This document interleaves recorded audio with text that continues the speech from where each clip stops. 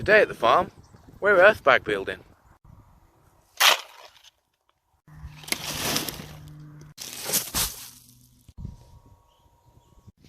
Now, for those who don't know, earthbag building is basically using sandbags filled with subsoil clay material, compacted down and built into a structure. Now, most commonly, you'll be seeing people do stuff like this with it, like a retaining wall or a bit of a earth bank repair, a bit of a stream bank repair, something like that. But you can quite easily build pretty tall walls out of them and make decent structures, as many people have done on YouTube now, as you can see for yourself. I'm sure you might look at another one after this video. Filled up hundreds of these bags already out of our pile of clay and sand and small stones over there, and that's pretty much a near perfect mix of what you want for earthbag building. A little bit too much clay in there maybe, but it should be fine. I'll just quickly show you the thing we used to fill these up with. So this is our little bag filling device. As you can see, it holds the bag open really well, so you can fill ridiculously fast just by yourself, rather than having to have two people or go really slowly opening it each time you want to put a scoop in. It's literally just a little bar that rocks back and forward there with some hooks to hook the bag on.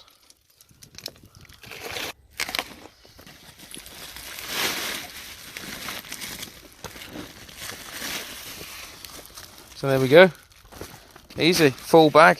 Fills to the same level every single time as well, basically. Right, over to the area. Got most of the foundation for the earthbag well house in already here. So basically I've brought up the level around the edge to this little pad that we've made in the middle to house the tank over there on something soft. I've literally just put a few bricks in the underneath there, get it roughly level to the top, and then we're putting bags that are filled with a hardcore material around the first layer. Now this is to stop moisture wicking up the interior of the wall as much as possible. That's also why numerous layers of plastic are underneath this everywhere. We've got the tank in place now, tucked in the corner of the building. This is the next step, putting barbed wire along the first row of bags. This acts as like a velcro between the layers of bags, stops them shifting. You can see, got it all the way along the edge there. Just left a tiny gap over where the grinder is there for where the door will be.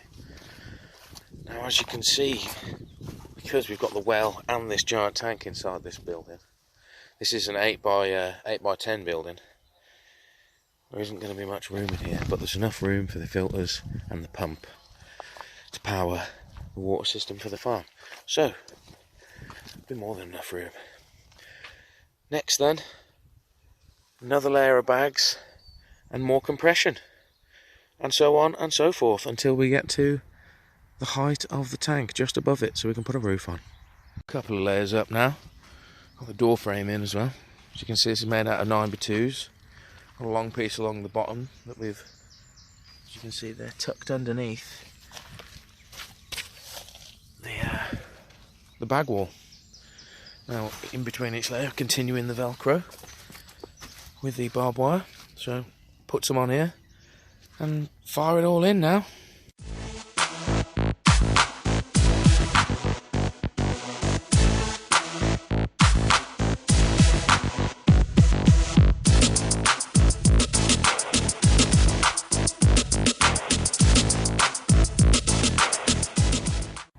And we're getting there, halfway now. Had to have a bit of a break yesterday because we had some quite bad rain, but it was good for the grow beds. As you can see, got some wood chocks attached to the door frame on either side now. That's going to lock this wall to that wall through the door frame until we get above it anyway. And on this edge, you can see they've got 3 wood chocks as well, literally leaving them in position there, building the bag around them, and then that's some nice easy place to screw bits of wood to mount the water pump and the filters on the inside. Right then, last half to go, let's crack on.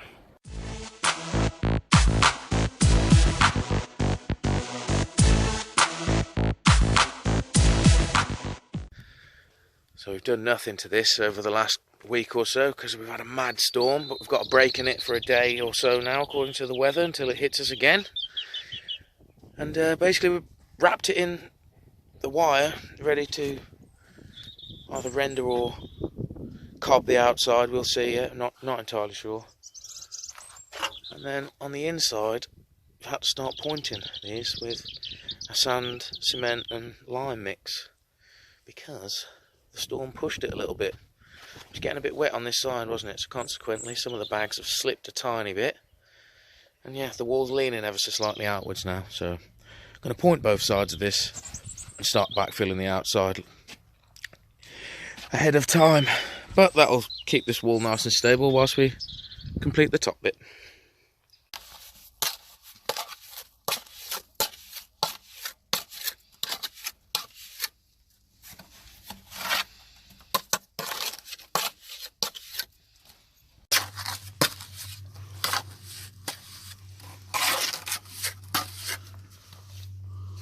No, the storm's back already. We didn't even finish the pointing or another row of bags yet. Oh, right, we're going to have to do this in the rain.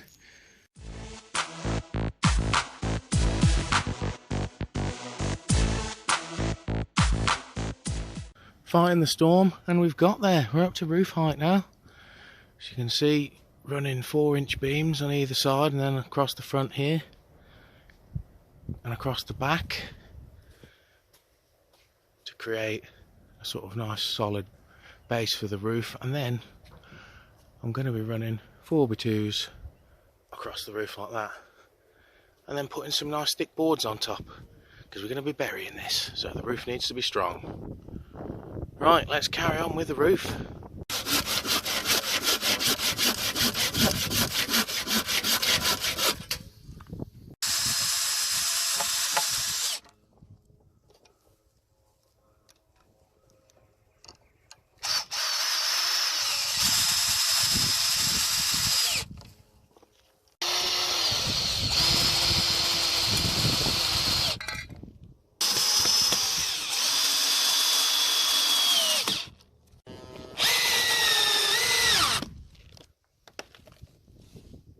Go, the roof's all in.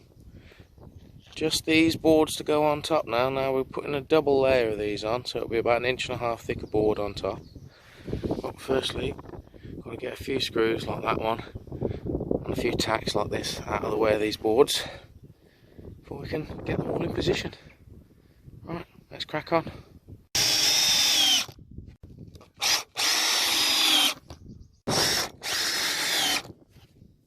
Done. Got all the roof boards on and secured. Had to cut a few boards to match the right size around the edges and stuff, but all recycled stuff from old sheds, so it doesn't really matter. Right, let's start doing the roof cover now.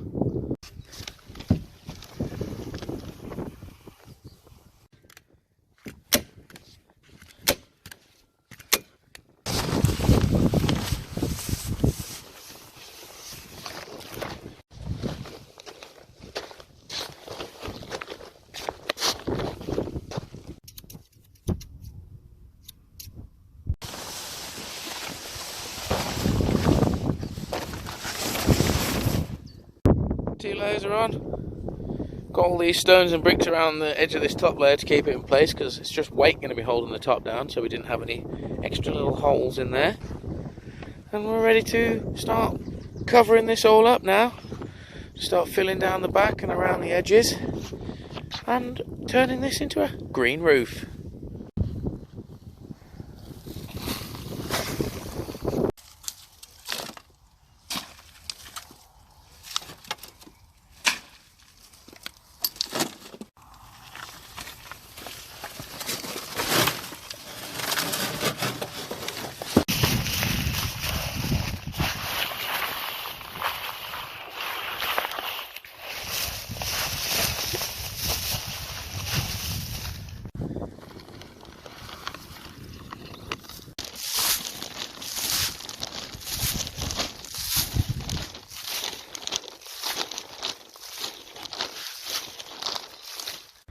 So this is it, the roof's done. As you can see, Not much compost on here, a lot of straw. Where a lot of people go wrong with these, I feel, is they put too much on them straight away. You don't need much. It's something for whatever you want your moss or your wildflowers to grow in.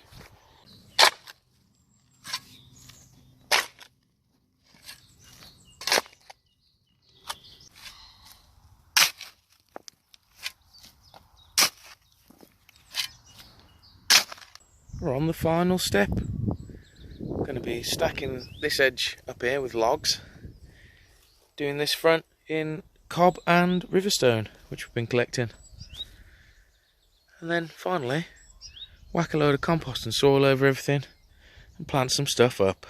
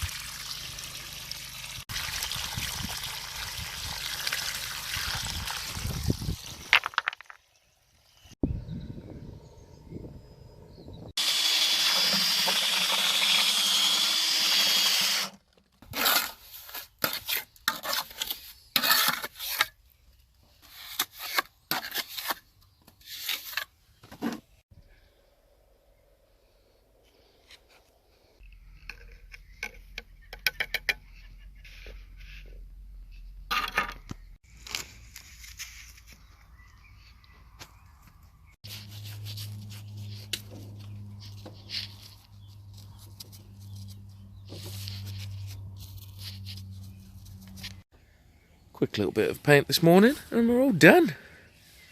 We've got the river stones on the wall, some larger stones at the bottom on the floor here, sniped off eBay for ridiculously cheap, because these would be about £50 a piece, I guess, if not a bit more, those large stones. These ones, probably even more than that. What a bargain I got on those. But yeah, looks alright, I think. Only bit I'd do different is I'd complete it with big stones all the way on this wall as well. I might redo that at some point. Probably going to go for one more coat of paint on this just to doubly weatherproof it. And then we'll be putting some wood chips around on the floor around these stones here.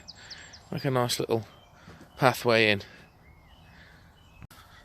Well, I'm pretty happy with the way this has turned out, to be honest, considering it's made from earth in bags.